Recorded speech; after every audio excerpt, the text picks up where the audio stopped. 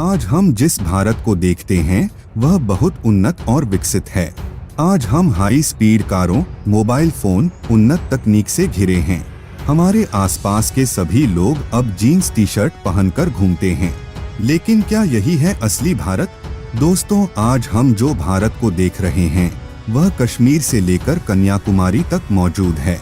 लेकिन एक समय था जब भारत अफगानिस्तान से म्यांमार तक फैला था। उस समय लोगों की जीवन शैली बिल्कुल अलग थी। और आज के वीडियो में हम आपको दिखाएंगे कि 1800 सदी में हमारा भारत कैसा था। तो चलिए शुरू करते हैं। भारत में अंग्रेजों के आगमन की बात करें तो यह कहा जा सकता है कि उन्होंने 1600 के दशक में भारत में प्रवेश कर चुके थे। 1631 में जब शाहजहां ताजमहल का निर्माण कर रहा था तो दूसरी ओर अंग्रेज भारत पर हावी होने की कोशिश कर रहे थे। उस समय भारत में बड़े और छोटे राजाओं के अलावा दो शक्तिशाली राजा थे।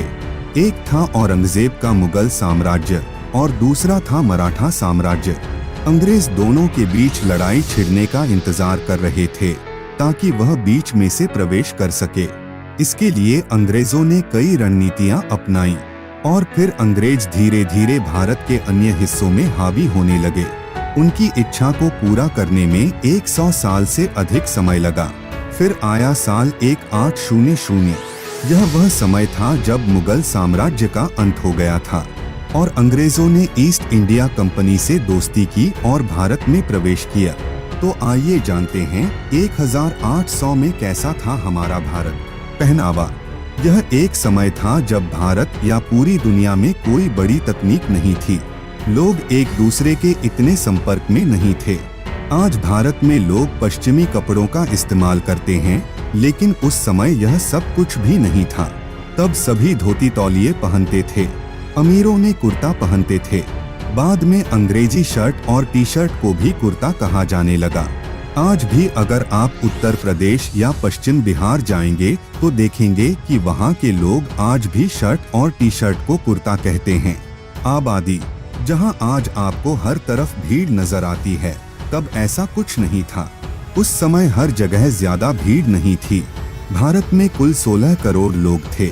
यहाँ पूरे भारत मतलब अखंड भारत की बात बोल रहा हूँ, जिसमें अफगानिस्तान, पाकिस्तान, बांग्लादेश, बर्मा शामिल थे। इनमें केवल 16 करोड़ लोग थे, जबकि आज भारत की जनसंख्या 130 करोड़ से अधिक है और तब इतने सारे देशों में केवल 16 करोड़ लोग थे। उस समय भारत में आजीविका के कई प्रकार नहीं थे। अधिकांश लोग किसान थे।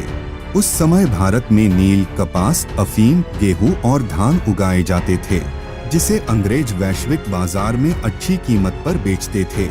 एक किसान दिन भर खेती करता था और जानवरों को पालता था और दिन के अंत में वह घर लौटता और भजन कीर्तन और सत्संग करता। रात को जल्दी सो जाते थे और सुबह जल्दी उठ जाते थे। यह अधिकांश भारतीयों का दिन का काम था।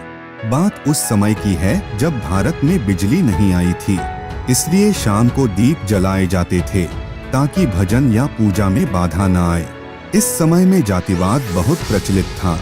लोग अपनी जाति के आधार पर काम करते थे। उदाहरण के लिए, एक कुम्हार का काम मिट्टी के बर्तन बनाना था, एक धोबी कपड़े धोता था, एक मछुआरा मछली पकड़ता था। लेकिन जब वे सब हो जाते थे तो वे सब शाम को कीर्तन करते थे। शहर। अभी तक हम गांव की ही बात कर रहे थे और उस समय इतने गांव थे कि गांव ही भारत को सबके सामने प्रेजेंट करता था। शहरों की संख्या बहुत कम थी। अब बात करते हैं अपने देश के शहर की। शहर की मिलों में ज्यादातर लोग मजदूरी का काम करते थे। अंग्रेजों की भारत में पहली सूत मिलें या कारखाने थे, लेकिन अंग्रेजों के बाद भारत का कपड़ा व्यवसाय वैश्विक हो गया था। दूसरी ओर हैंडलूम इंडस्ट्रियों की पतन हो रही थी।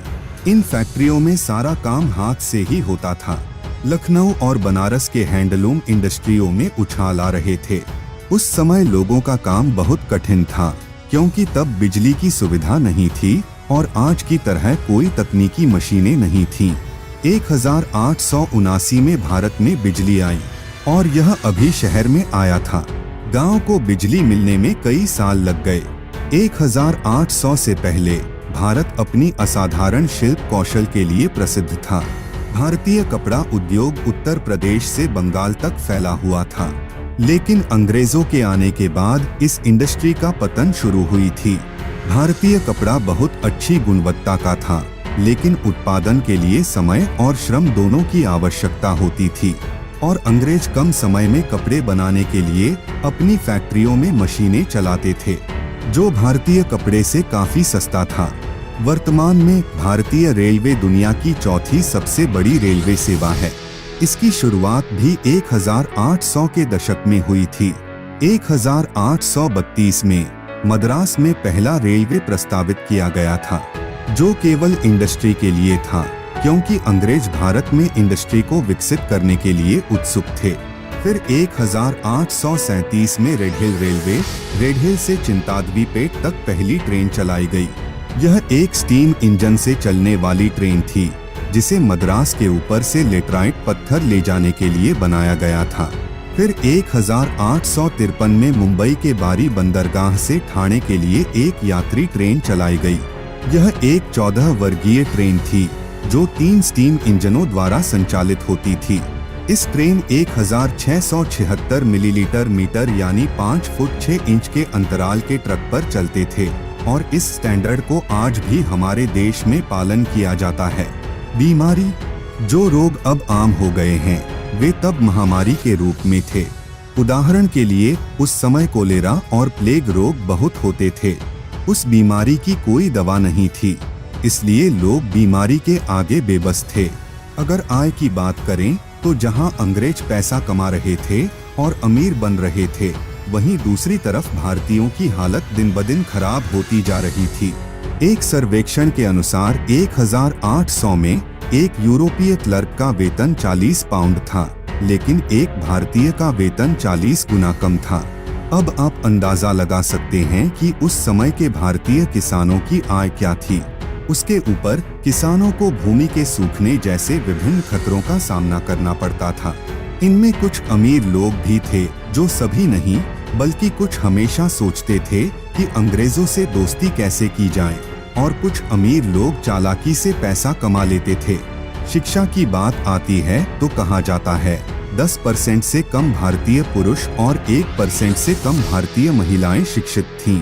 यहाँ तक कि अगर कोई पढ़ना जानता था तो भी वे लगभग सभी शहर के लोग थे।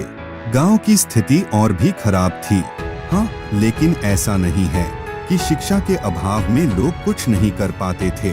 उनकी कलात्मकता प्रखर थी और वे अनेक प्रकार के कार्यों में निपुण थे, लेकिन शिक्षा की कमी के कारण वे बड़े सौदे नहीं कर सकते थे।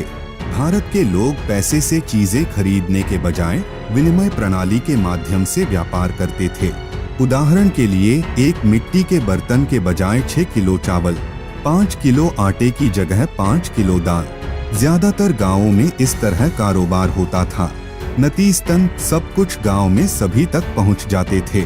इसका एक बड़ा फायदा यह हुआ कि इसके परिणामस्वरूप गांव की सब्जियां गांव के बाहर बेचने के लिए नहीं जाना पड़ता था।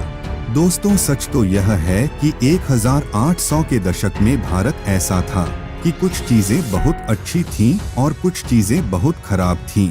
घर कच्चा हो सकता है, लेकिन लोग परिपक्व थे। लोग लालच और हिंसा के बारे में नहीं सोचते थे। आप क्या सोचते हो? पहले के भारत में ऐसा क्या था जो अब भी होना चाहिए? जरूर बताएं। वीडियो के बारे में भी हमें कमेंट करके बता सकते हैं। अगर आपको वीडियो पसंद आए तो इसे लाइक करें और अपने दोस्तों के साथ शेयर करें। अगर आप हमारे चैनल पर नए हैं तो चैनल को सब्सक्राइब करें और इसके पास बेल आइकन को भी दबाएं। मिलते हैं अगले वीडियो के साथ।